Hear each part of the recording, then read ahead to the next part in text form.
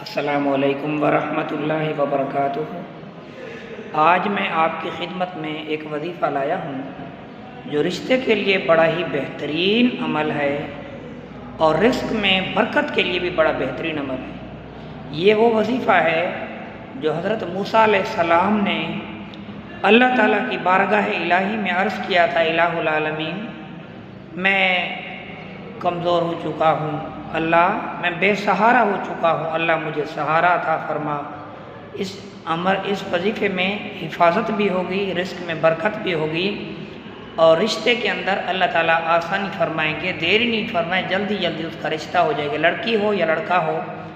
حضرت موسیٰ علیہ السلام والی دعا پڑھ لے۔ وہ موسیٰ علیہ السلام والی دعا کیا ہے؟ رب انی لما انزلت الی من خیر فقیر، رب انی لما انزلت الی من خیر فقیر۔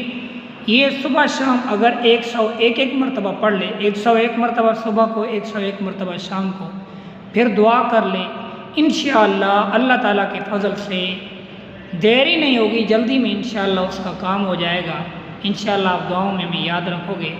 اگر یہ ہمارا وظیفہ اور یہ عمل آپ کو خود پڑھو گے، دوسروں کو دعوت دو گے، تو آپ کو بھی اجر ثواب ملے گا، ہمیں بھی ملے گا۔ اگر ہماری ویڈیو پسند آئے تو لائک شیئر سبسکرائب ضرور کریں، اپنے رائے کا اظہار کمنٹس میں کیا کریں۔ اللہ تعالیٰ آپ کو خوش رکھے، اللہ تعالیٰ آپ کو آباد رکھے۔ جو بیچارے مسلمان مرد اور عورتیں اپنے رشتے کے لیے پریشان ہیں، اللہ اس کی پریشانی دور فرمائے اور ان کو بہتر سے بہترین رشتہ عطا فرمائے۔ دوسری بات، جب رشتہ طے ہو جائے تو پھر اللہ پر توکل رکھنا ہے کہ اس کو مکمل ساری زندگی نبھانا ہے۔ فائدہ عزمت فتوکل علی اللہ، جب آپ کام کر لیں، ارادہ مکمل کر، پھر اللہ پر توکل رکھے، اس وظیفے کو مکمل طور پر پڑھتے رہیں۔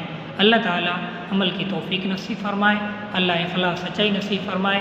جن بہن بھائیوں کو یاد نہ آئے تو قرآن پاک کے سپارہ نمبر 20 سورۃ قصص کی آیت نمبر 24 ہے، وہاں سے بھی اس وظیفے کو آپ پڑھ سکتی ہیں اور مرد حضرات پڑھ سکتی ہیں۔ رب انی لما انزلت الی من خیر فقیر، یہ آیت مبارکہ ہے، سورۃ قصص کی 24 نمبر آیت ہے، پارہ نمبر 20 ہے۔